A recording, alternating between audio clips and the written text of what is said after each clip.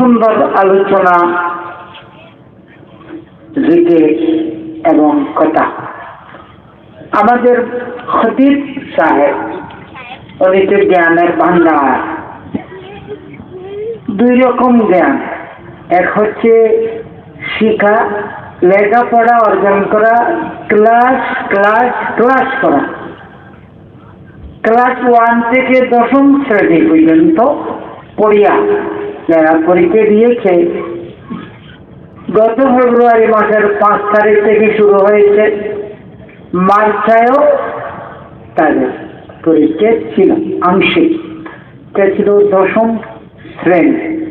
এই 10ম শ্রেণী পর্যন্ত যারা পড়ে তারা মেট্রিক পাস, তার পাশেই দাখিল পাস। আগামী 5 তারিখ আবার আলিম পরীক্ষা এবং ইন্টার পরীক্ষা আগামী 5ই ফেব্রুয়ারি শুরু হবে ইনশাআল্লাহ।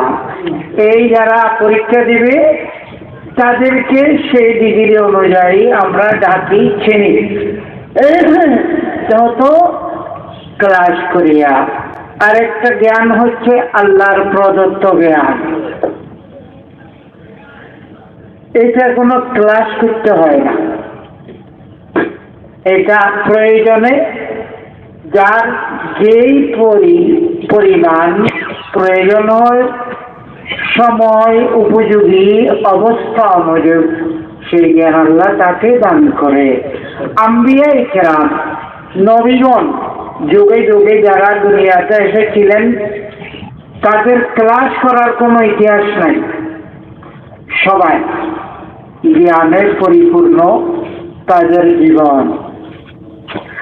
হযরত সাইয়্যিদুনা মূসা আলাইহিস সালাম কত বড় জ্ঞানের অধিকারী ছিলেন, এমন ওয়াজ করেছেন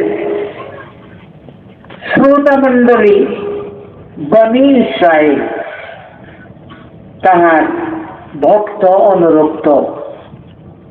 তাদের মধ্যে একজন কাসেম মল্লিকের মতো একজন হাত উঠাইল, হুজুর আজকে যে ওয়াজ করেছেন মনে হচ্ছে দুনিয়ার মধ্যে জমিনের উপরে আপনার চাইতে বড় জ্ঞানী আর কেহ নাই।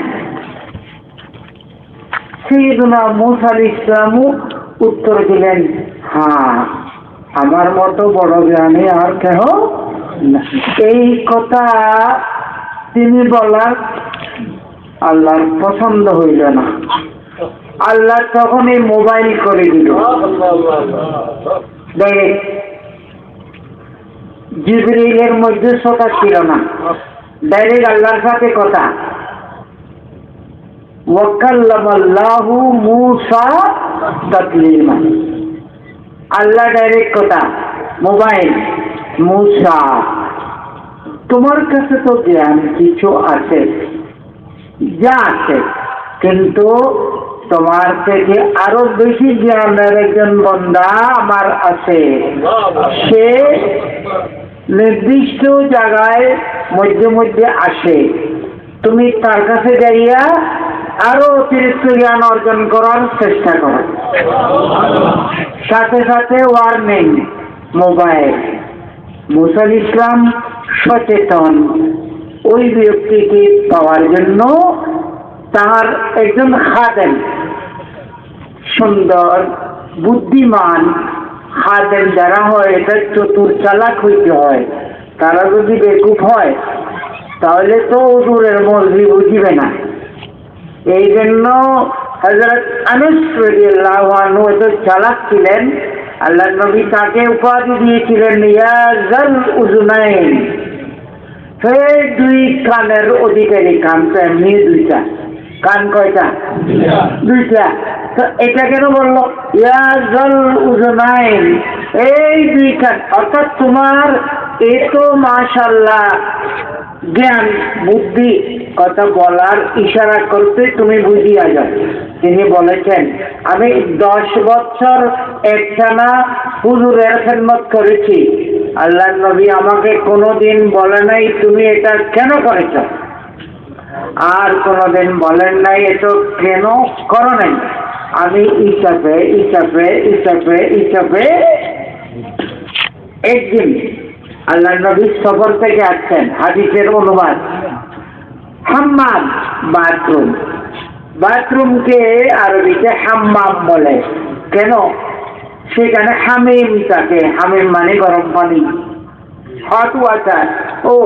হট ওয়াটার তো ইংরেজি মনে হয় না, বাবা জালাল সব তো ইংরেজি, বাংলা, ফার্সি পন্ডিত, তা আমি একটা বলি না। দেখেন চতুর চালাক হুজুর বাথরুমে গেছেন, বাথরুম থেকে বের হয়ে ওযু করিবেন। ওযু করার জন্য একটা চৌকি এবং পানি, সাথে একটা শুকনা কাপড় নির্দিষ্ট জায়গায় রেখে দিয়েছে। হুজুর বের হয়ে ওযু বানাইলেন, মুখ হাত মুছিয়ে দোয়া করলেন, আল্লাহ তোমার যে বান্দা আমার প্রয়োজনীয় এই পানি, এই জল, চৌকি, এই শুকনা কাপড় ইত্যাদি দিয়েছে, আল্লাহ তার হায়াত বাড়িয়ে দাও, তার ওমরে বরকত দাও, হায়াতে বরকত দাও, ছেলে সন্তানে বরকত দাও, মাল দৌলতে বরকত দাও। সে তো সামনে ছিল না, কিন্তু তার খেদমতে খুশি হইয়া আল্লাহ রসুল এমন দোয়া করিলেন, তিনি সাহাবাদের মধ্যে 103 বছর বয়স পেয়েছিলেন। তার নাম হযরত আনাস রাদিয়াল্লাহু। একটি দাঁত পড়ে নাই, কোনদিন চক্ষু শুল হয় নাই, দন্ত শুল হয় নাই, তাকে কোনোদিন ট্যাবলেট দিতে হয় নাই। ওনার মেয়ে এবং ছেলে অন্তত 90 জন কাছাকাছি, সুবহানাল্লাহ। আর শেষ জীবনে তিনি তওয়াফ করেছেন, হজ করেছেন।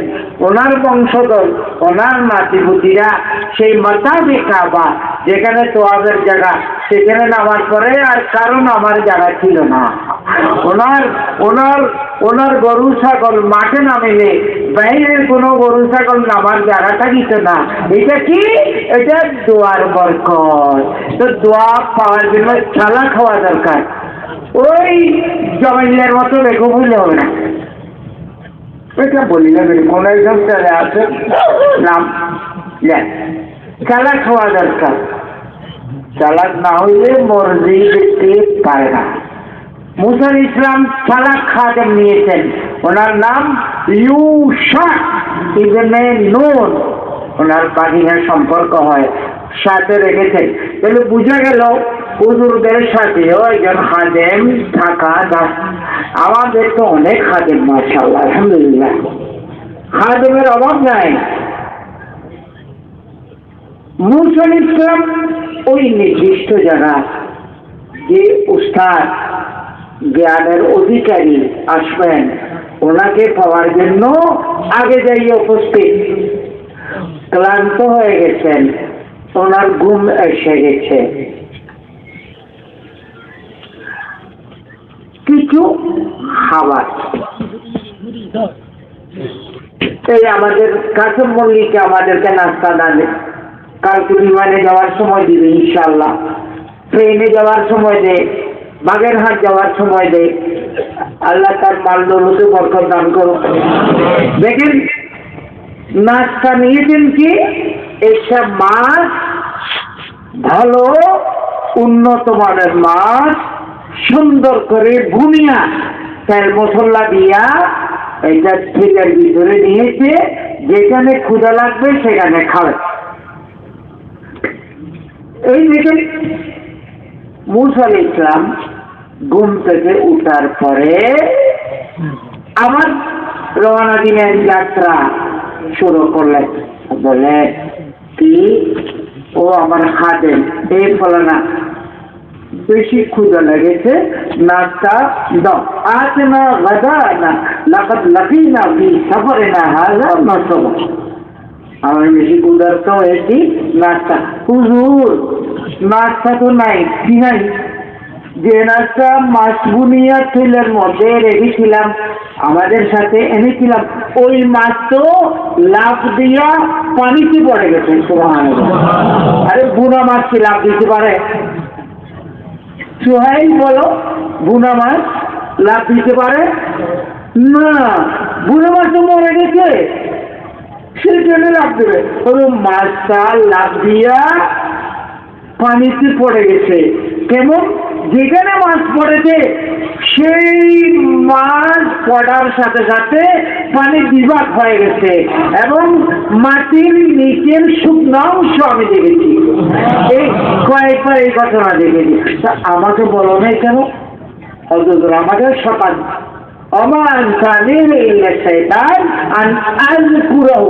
আপনাকে বলাটা আমার শয়তান বলাইয়া দিয়েছে। শয়তান হচ্ছে মানব জাতির জাতীয় শত্রু। লিল ইনসানে আদুউন মুবিন। তাই মুবিন। আচ্ছা, এটা দেখো, বর্তমান সেনা প্রধানের নামও মুবিন। তুমি কেন এত চিন্তা করো? দেখেন, যেখানে মাছ লাভ দিবে সেখানে হুজুর আসবে, এটা আগের কথা। আবার ফিরিলেন, যাই দেখলেন মৌলানা জালাল সাহেবের মতো সুন্দর গঠনে এক বড় মুরব্বী সে গাছের নিচে বসা আছে। মুসাজ্জান বিসাওবিহি, মাথার উপরে রুমাল এইরকম মুসাজ্জান, বুখারী শরীফ। بالصوبي موسى الإسلام سلام عليه السلام عليكم. فقال أنا في هذه الأرض السلام. এটা তো কোনো মহল্লা নাই, গ্রাম নাই, দেশ নাই, এটা তো কাঁচপুরের জলাশয় একটি এলাকা। কেমন? এই অবস্থায় সালাম দেওয়ার মতো লোক কোথায় থেকে আসিলা? কালা আনা মূসা। হুজুর আমি মূসা। কোন মূসা? আমি বনি ইসরায়েলের। হো, তুমি বনি ইসরায়েলের মূসা? আল্লাহ আমাকে তোমার জন্য পাঠিয়েছে। আল্লাহ আমাকে তোমার জন্য পাঠিয়েছে। হুজুর আমিও আপনার জন্য এসেছি। আরে বাবা, কেন আসছে এত কষ্ট করে? আপনি যে জ্ঞানের অধিকারী, ওই কিছু অতিরিক্ত জ্ঞান আমাকে দেন। আমারটা তো বড় কঠিন, তুমি তো সহ্য করতে পারবে না। ইন্নাকা লান তাসতাতিআ মাইয়া সাবরা। এই এখানে রেখে দিলাম, কথা বাড়াচ্ছি না।